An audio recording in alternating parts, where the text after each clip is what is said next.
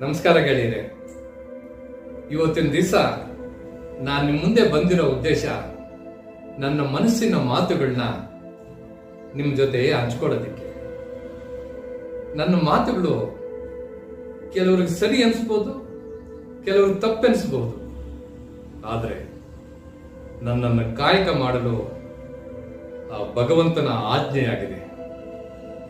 ನಮ್ಮ ಜೀವನದಲ್ಲಿ ಮುಖ್ಯವಾಗಿ ಅಳವಡಿಸಿಕೊಳ್ಬೇಕಾದ ಸತ್ಯ ಆ ಭಗವಂತ ನಮಗೆ ಕೊಟ್ಟು ನೋಡುತ್ತಾನೆ, ಕಿತ್ತುಕೊಂಡು ನೋಡುತ್ತಾನೆ, ಅರಿತು ಬಾಳಲೆಂದು ಬೇಡಿಸಿಯೂ ನೋಡುತ್ತಾನೆ.